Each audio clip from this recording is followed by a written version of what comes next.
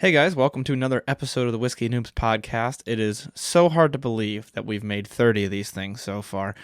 So thank you to all who are listening and participating and making this possible and giving me a reason to do this. I love it so much. And I'm so glad that there are people out there who are enjoying it.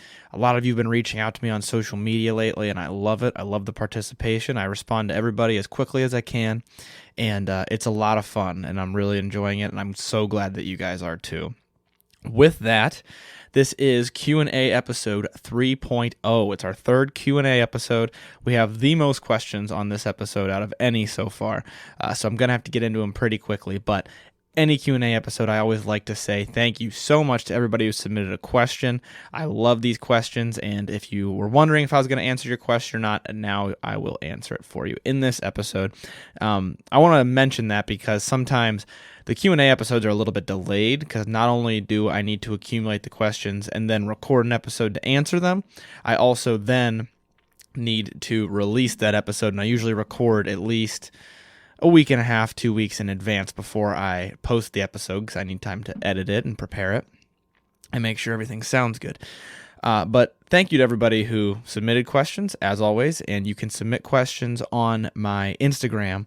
Every week on Wednesday, I post in the morning on my story for anybody to submit questions who has any question about whiskey, alcohol, the podcast, or just me, my life, whatever you want to ask me a question about, and I'll answer it on the show. I might start doing these once a month. If I keep getting questions at this rate, then I'm probably going to make this an official once a month thing where we're going to do a Q&A episode, especially as long as you guys are enjoying it. I love doing it, and I think these are some of the more fun episodes to do because you guys come up with great questions. So we'll just keep it going as long as you want me to. Yeah, I do love answering these questions, and I wanted to mention too, if I haven't, I think I did in the last episode, but I don't type out answers to these questions. They all come off the top of my head, so I apologize if the flow isn't the fastest in the whole wide world, but I don't want it to sound scripted. I want you to get the real answer from me, so I have them sitting in front of me with no notes on them, and I'm going to begin answering them here in a second. But first, this is not a review episode, which means I will be doing a mini review of a mystery whiskey. Since this isn't an episode where we're dedicating it to a whiskey, I'm going to give you some notes and see if you can guess what the whiskey is.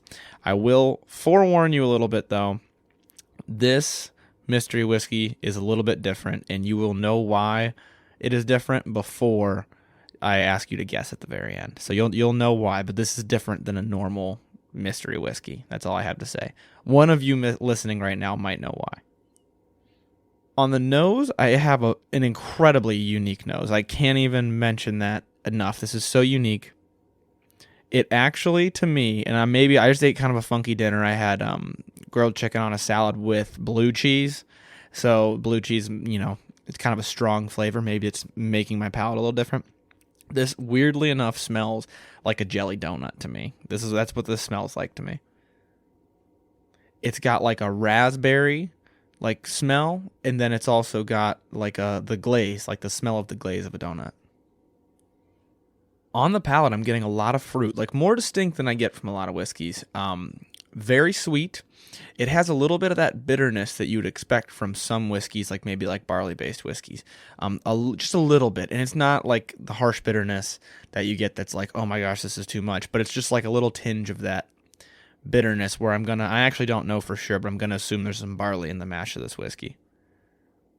Yeah, I really enjoy the fruitiness. I really enjoy that little bit of maybe barley taste and almost like glazed donut taste. Like the glaze of a glazed donut. But the downside that I will say is I am getting a strong, not super strong, but somewhat strong alcohol smell and flavor. Almost like if there's just one little drop of nail polish remover in there or paint thinner. And I don't want that to sound terrible because it's not horrible. It's not overpowering, but it's just a little bit in there.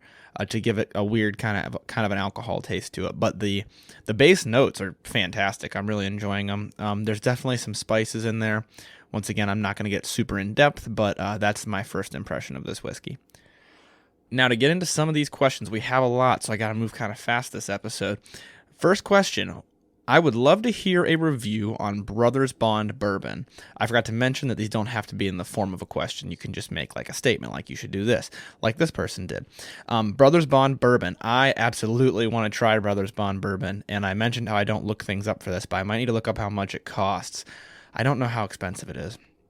But I do want to I want to try Brothers Bond. For those of you who don't know, you can look it up, and you might recognize the two guys who came out with it. I think they own the company. I don't think they're just like the spokespeople. I'm pretty sure they own it.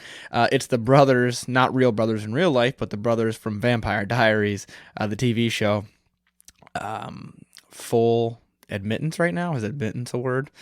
Full transparency right now. I have watched Vampire Diaries, and I actually very much enjoy the show.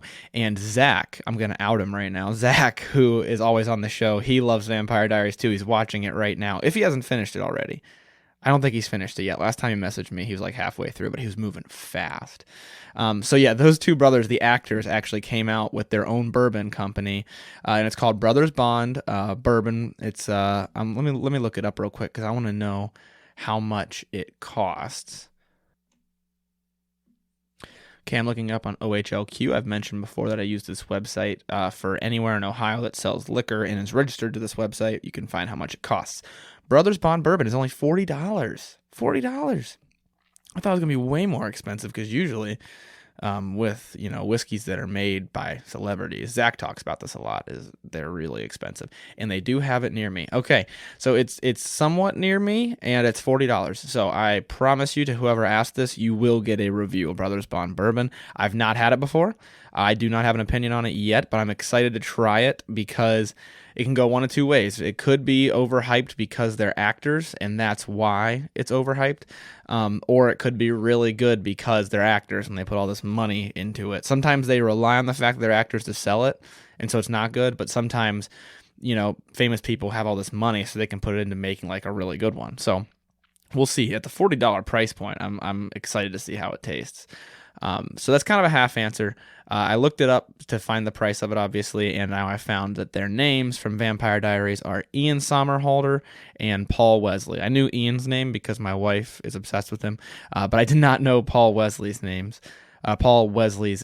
So those are the two actors. They're the brothers in Vampire Diaries, and they made their own bourbon now. So I'm excited to try it. I'm excited that you asked that, and now I have an excuse to buy it.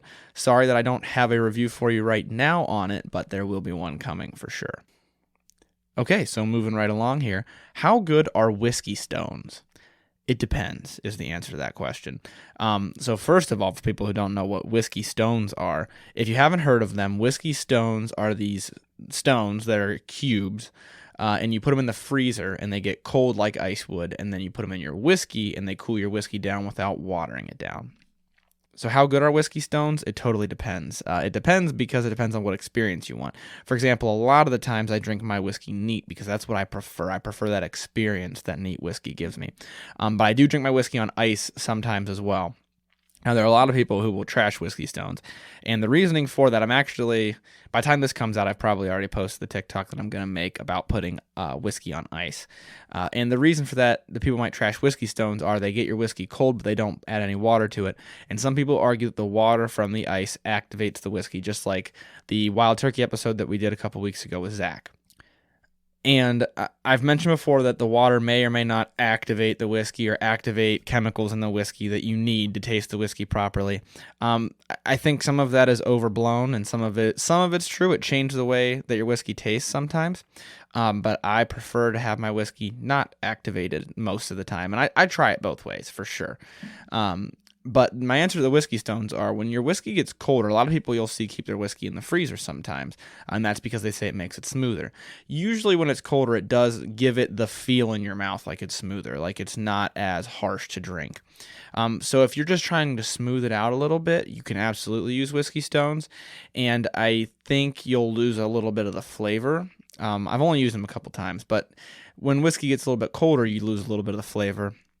So I think you'll have a similar experience with the whiskey stones. And then you also won't have that water, so some people don't like that. But if you wanted to have the happy medium where your whiskey gets cold, but also it's not activated by water, then you could try whiskey stones. Once again, it's another piece of the puzzle.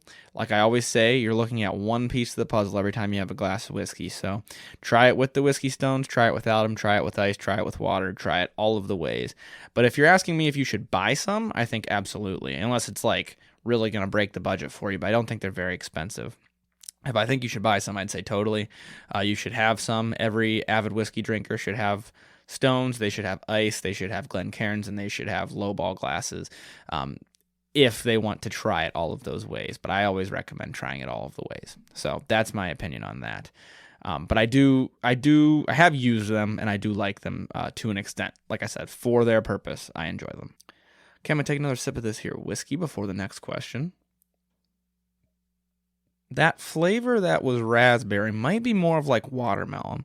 It might be more like watermelon with the taste of a glazed donut as well. So it's like, obviously you never would have a watermelon filled donut, but it's almost like that. It's like watermelon and then that glazed flavor.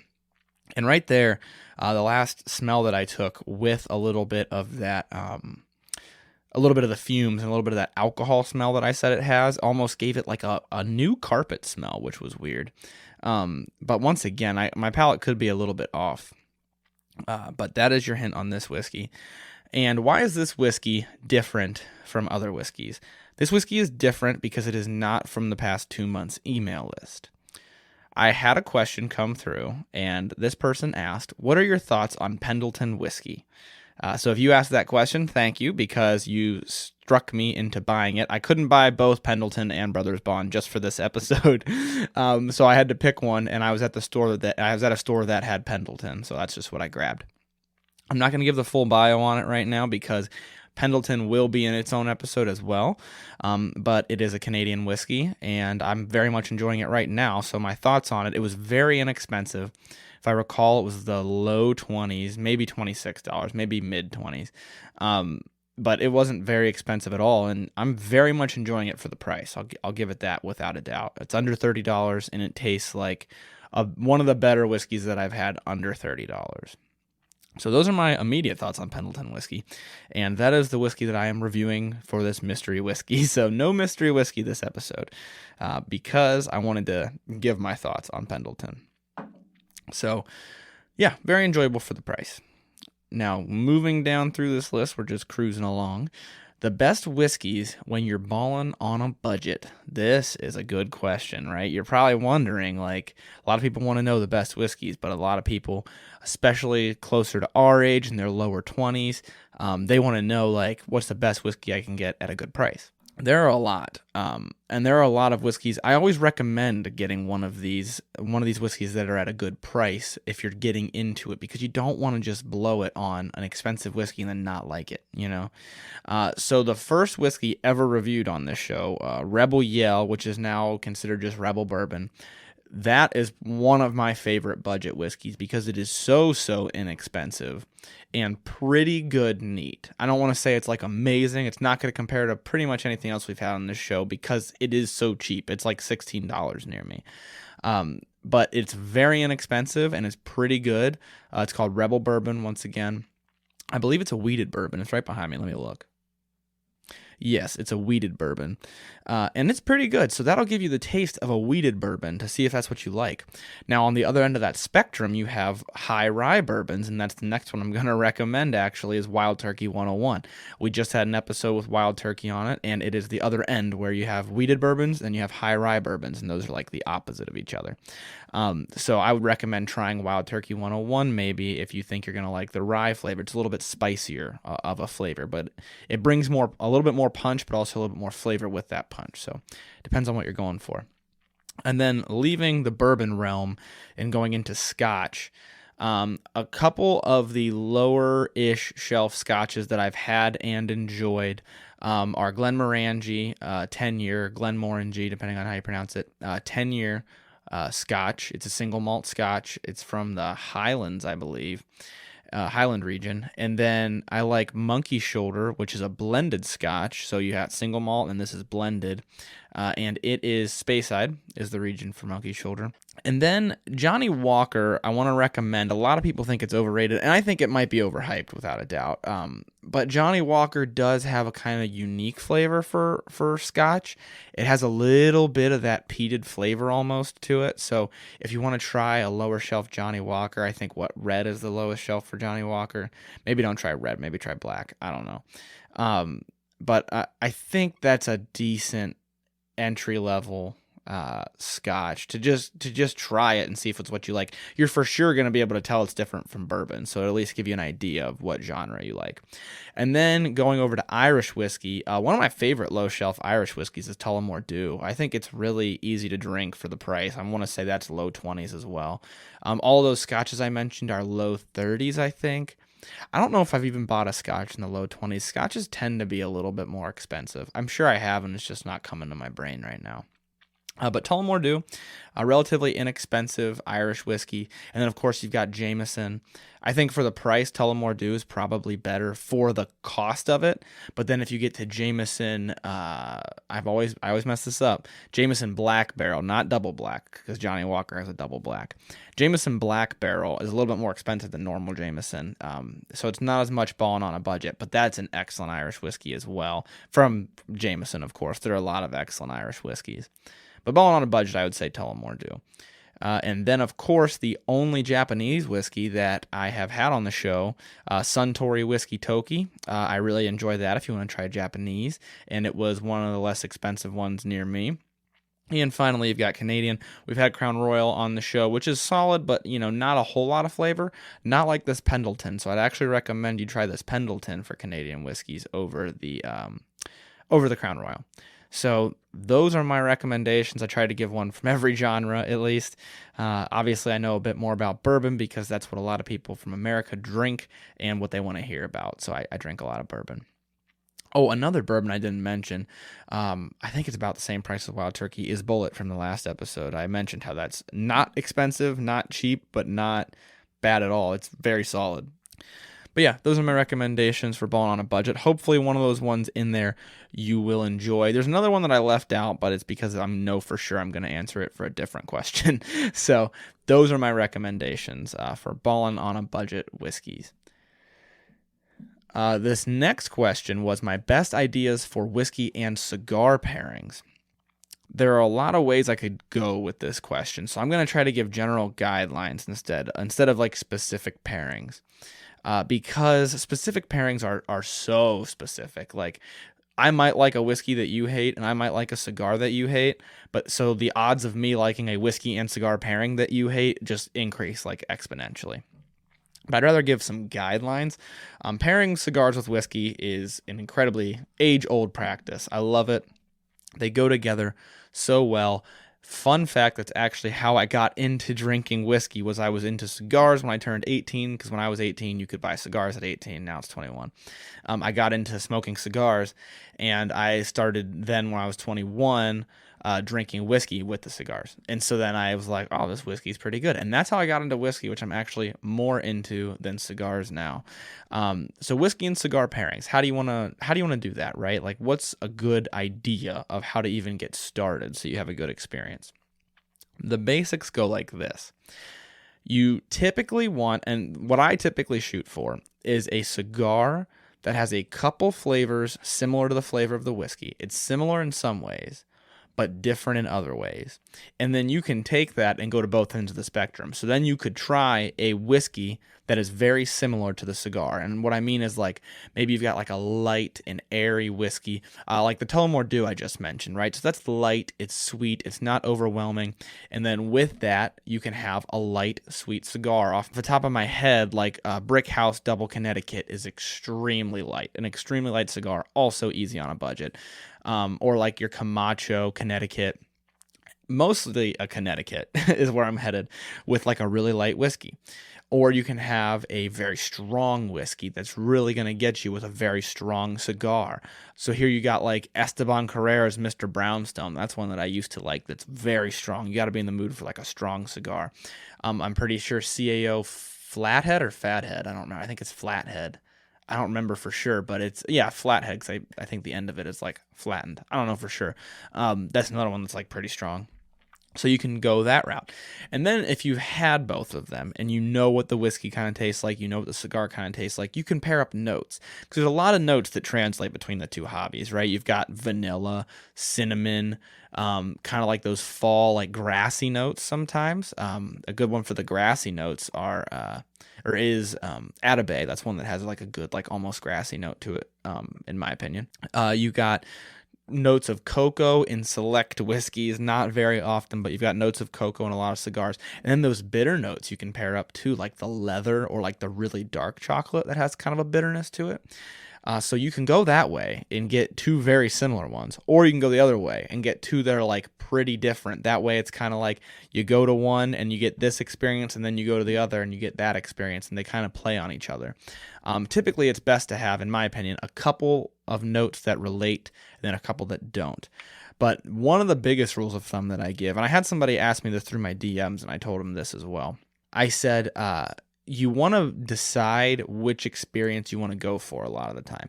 Am I trying to enjoy this cigar with a glass of whiskey, or am I trying to enjoy this glass of whiskey with a cigar? There's a big difference there, because you're going to want to pick the stronger thing to be the one that you're really, really focused on, right? And that's not necessarily, you don't have to do it that way, but that's the way that I like to do it, so that I know for sure, I'm really picking this whiskey is not going to get steamrolled by this cigar. I'm not drinking Tullamore Dew with Mr. Brownstone, like I had just mentioned. That's a super strong cigar. I'm probably barely going to taste that Tullamore Dew at all. If I want to focus on the cigar, sure, maybe I wouldn't pick something with that huge of a contrast, or I'm just not even going to enjoy the whiskey anymore. It's going to be like I'm not even drinking it. So maybe I pick something a little bit stronger, like maybe your Bulleit bourbon that we had last week, where it's sweeter but a little bit stronger. So those are all the kinds of things you want to keep in mind, and it's best to just think in absolutes, right? Stronger cigar, weaker whiskey, or vice versa. Not like, oh, this one's, 50% strong and this one's 75% strong. Just try to start with that. Try your black and white first. Try your gray. Try your white and white. Try your black and black. And try all of those, and then decide which combination you like the most. Or maybe you're like me and you're just horribly indecisive and you try them all the time. But that's my advice for that. And you'll find that when you get into a certain mood, then you'll know which combination to go to. Okay. If you created your own whiskey, what would you name it? Oh, this is a good one. I would love to create my own whiskey brand. Would you guys buy it? Everybody listening, I hope you would buy it if I created my own whiskey. If I created my own whiskey, it'd probably be a bourbon, because I'm in America and bourbons sell the best in America. What would I name it, though? I don't know exactly what I would name it. And I don't want to put any names out there, because what if I do come out with my own bourbon and I want to name it that and one of you guys steals it? But I will say I would probably go one of two ways with a name. The name would either be like a really cool, like tough as nails type name, or it'd be the opposite, and it'd be like a clever name. I'm pretty sure there's an IPA, isn't there? It's called like Sweetwater, where it's like, that's not as clever, but like it's more tongue in cheek. It's kind of just like sweet water, even though whiskey's like harsh, something like that, where it's kind of clever or funny, or like maybe a little bit sarcastic. That's probably the route that I would go with naming my whiskey. I don't have an exact name, and I definitely wouldn't tell you if I did, because I don't want you coming up with it before me if I decide to make a whiskey. It's something I would spend a ton of time thinking about it. I spend a lot of time before I make any decisions. Whiskey Noobs was not just automatically the name of this podcast. Whether you like it or hate it, it took me forever to decide for sure to do that. So whether you think it's a good name or not is beside the point. The next question, what's a good whiskey for someone who's never had it before, never had whiskey before? Now, I always answer this question with a total cop-out. It's a total sidestep to the question. I don't give you an exact whiskey. I've had a lot of people ask me this question. I've actually had it on TikTok as well a couple times. And I always say the best whiskey for you to try is multiple from very different categories. And typically, lower shelf, not like low shelf, not like super cheap, but find the inexpensive ones that you can find people recommend a lot online and that are relatively inexpensive, and pick one from different categories. Now, if you can't afford to buy 5 whiskeys because there's 5 categories, Typically, there's 5, countries that we talk about. I would stick to the big 3 if you're able to afford that. And if you're not able to afford that, then I would stick to 1 bourbon and 1 either Scotch or Irish, because Scotch and Irish can be kind of similar relative to how different bourbon is. And then if you can only afford 1 bottle, I would recommend a bourbon, because bourbon is typically pretty welcoming compared to the other 2, in my opinion. I just find that most people that I know who aren't into whiskey are better at getting into bourbon. And when they try bourbon, they're like, oh, okay, I can kind of see it. That's pretty sweet. Bourbon typically has a sweetness to it that comes from the corn in it. And when you age the corn over time, it gets a little bit sweeter. That's more information than you needed, but that's why. So that's what I would recommend, and I don't want to recommend a specific bourbon. I'll put a few names out there, but I recommend you look up bourbons that you see people recommending a lot online, see what flavors people say they get from them, and then pick one of those based on the flavors that people say they're getting, or maybe like the experience they say they're getting. If they're saying there's a high alcohol taste to it, don't try that one as your first one, because you're not going to like the high alcohol taste. For a more specific recommendation, I'd probably recommend any of the ones from the list that I just gave for the Ballin' on a Budget bourbons, or Ballin' on a Budget whiskeys rather. So I would recommend any of those to somebody who's getting started, because they're inexpensive, and if you don't like them, you're not out very much money. I also typically recommend Buffalo Trace to people a lot of the times, if you're able to find it. It can be really hard to find. But any of those budget whiskeys that I mentioned, honestly, are pretty welcoming, especially, like I said, the 2 bourbons. Bourbon's often pretty welcoming, so you could try any of those. Off the top of my head, another bourbon that's pretty good is Four Roses. I don't think I mentioned that, but I do like Four Roses a lot too. There's a lot out there. Like I said, find one that you see online that sounds good to you and just try it. And don't be discouraged if you don't like it. Like I said, you got to try a few, that even ones that don't sound like you would end up liking them. Maybe you will end up liking them. So that's my recommendation. I always say try a few of them at least. The next question, an alcohol or whiskey that makes me sick, even just to smell it. I thought about this one a lot when I got it. This is a fun question. I don't think I have an alcohol like that. I get what you're saying, right? Like the alcohol that you probably had too much of and it makes you sick even just to smell it. I don't think I have one of those. Now, for a while, vodka did that for me. And vodka still, as far as alcohols that would, I guess, repulse me a little bit, vodka is probably one. I can mix it for like mixed drinks and stuff, but it just does not. The taste of it, I just don't like at all. But like tequila, I love the flavor of. But so like, I know a lot of people for tequila, it's a tough one. But I like the flavor of tequila. I never went through that phase with Fireball that a lot of people have, where they hate it now. And the closest I got to a phase like that was Jack Daniel's Honey, but I still like that as well. So I don't think I've really ruined an alcohol for myself. And then I don't think there's any alcohol that I've, like I said, I don't think there's any alcohol that I've ruined for myself, but I guess vodka in general, I don't like the smell/taste of very much. I can't think of any whiskeys that I don't like, just genuinely do not like the taste of. None that I can think of that I've had have I been like, oh, this is just gross to me. Like, this just isn't my palate at all. Usually, there are some that I'm like, oh, this could be a little bit better, but none that are like, oh my gosh, I just don't like this. So I don't really have one of those either, but for alcohols that I do not like the smell/taste of, vodka is one of them. And I can mix it pretty well and like enjoy it that way, but I don't just like the taste of vodka very much at all. Next, we've got the best value for the money bourbon, and this is why I did not say Buffalo Trace earlier when you said Ballin' on a Budget whiskeys. This is a similar question, best value for the money, specifically bourbon, and you didn't say like Ballin' on a Budget. I picture like, okay, we're just talking lower shelf stuff. Value for the money, I picture, okay, now it can be more expensive, but I want to get more out of it, so like a good value for that more expensive. So I always say Buffalo Trace. Some people hate Buffalo Trace. This is like a very hot topic because some people just think it's so overrated. I don't think it's overrated. I think there's so much hype surrounding it that when people eventually try it, they're disappointed because they think it's going to be like this miracle whiskey. Buffalo Trace is just a very solid, like just good whiskey. Like for the price, it is a very good whiskey. It tastes like it should cost more than it does, and that's why I like it so much, and that's why it's so hard to come by. I mean, it's just a really good bourbon. But I love Buffalo Trace, and I actually, I talk about it on the podcast a lot. I actually just had somebody buy it and then tell me and message me and be like, hey, I really liked it. And I was so happy about that. Somebody listens to the podcast.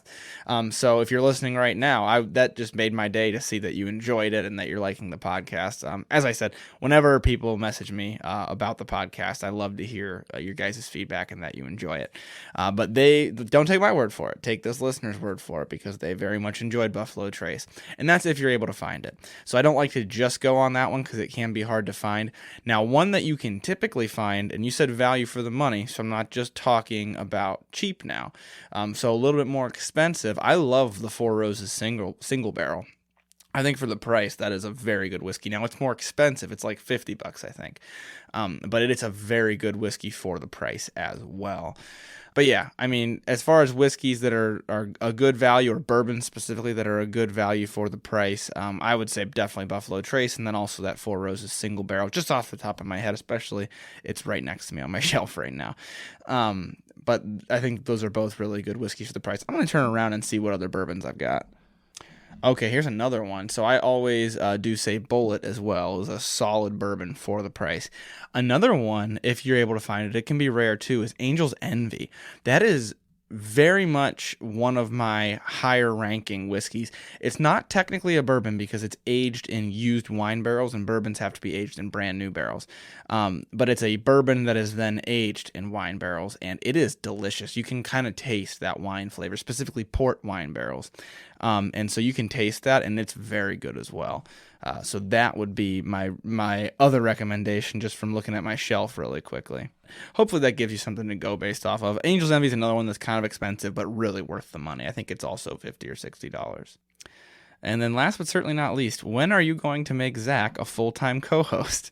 That is an awesome question. I thought it was funny. They sent it with a winky face too, so I think that's funny, and I think if Zack's listening, he'll get a kick out of it. I don't intend to make Zack a full-time co-host anytime soon. I don't intend to have a co-host anytime soon. If I were to have a co-host, I think Zack would be a great option, and I think he would really enjoy that as well. The problem is right now, Zack and I both live very crazy lives. I couldn't have a co-host right now if I wanted to, just because I have a crazy schedule. And so unless my co-host had a very relaxed, very easy schedule, we're going to have a hard time finding time to sit down in a room together and talk about this. So that's why I always have guests, is because if guest number 1 can't make it, I talk to guest number 2. And if guest number 2 can't make it, I talk to guest number 3, etc. So it's a lot easier when you have a pool of people to pick from. I do intend in the near future to start having more guests on, and possibly some kind of exciting guests that have their own things going on. But that's still in the works. But as far as having Zack as a co-host, I am very glad to know that you guys like him as a guest. Zack, if you're listening, you earned yourself a spot on another episode here soon. And he knows a lot about the hobby. He is exactly like the person I'm targeting with this show. He's getting into it, and he's learned a lot more in the past 6 months that I've been making this show. So he's not necessarily a noob anymore, but I don't really think anybody who listens to this podcast from the beginning is a noob very much anymore, very likely to be a noob. So he's a great guy to have on the show. I love all of my guests. That's why I have them all the time. But I'm glad to hear that you guys are liking them as well. So that's why I saved that question for last. I thought that was funny. So as always, thank you guys so much for your questions. Thank you for participating. Thank you for listening to the show. Thank you for everything. I don't know if you saw on Instagram, it would probably be a few weeks ago by the time this post, but we actually were ranked really high on Apple Podcasts, on iTunes, in the United States for a little bit, not for an extended period of time, but I think it was about a day. We were ranked actually number 9th in the United States in our category. So you guys are the best listeners ever, and I'm loving doing this. I'm loving the reaction that I'm getting from people, all the people who are enjoying it and telling me that they have found their way into the hobby through the show and are liking the show. So Don't stop giving me feedback is the moral of the story there. Don't stop listening. Don't stop telling me what you like about the show, what you don't like about the show. I'm always open to constructive criticism, and I'm working every day to try to make this a better show for you guys. So I just want everybody listening to know that, and that I am so grateful to have awesome listeners like you guys who are participating and sending me these questions. So this has been Q&A 3.0. I hope you guys enjoyed the questions. If you didn't hear your question, then shoot me a message and let me know. I must have missed it. Or if you didn't get a chance to ask your question, every Wednesday, all day, it's going to be on my Instagram story. I post it at about, it depends on when I roll out of bed, but about 7 o'clock Eastern time is usually when I post it to my story in the morning. So then it's on there for 24 hours, and you're more than welcome to ask me questions about absolutely anything. So that's all that I've got for this show today. Thank you guys again for all of these questions, and do not forget, learn to drink, drink to learn. Thank you so much for listening to this episode of Whiskey Noobs. If you like the show, please make sure that you tell anyone you know who you think would be interested in the hobby or in the podcast. That way we can help to spread the word and continue to grow. Please also make sure to review the show on Apple Podcasts and share our posts on Instagram at whiskey_noobs or on TikTok at Whiskey Noobs Podcast. It only takes a couple of minutes, and it really does a lot to help spread the word and grow the podcast. Also, there is an email list for the show. If you'd like to join, you can just send an email to whiskeynoobspodcast@gmail.com, and in the subject line put email list. I will add you to the list, and then you'll be updated every month with the whiskeys that we will be drinking on the show throughout the month. That way you can drink right along with us and see if you're getting the same notes. Once again, thank you so much for listening to the show. The Whiskey Noobs podcast does not support underage or otherwise irresponsible consumption of alcohol.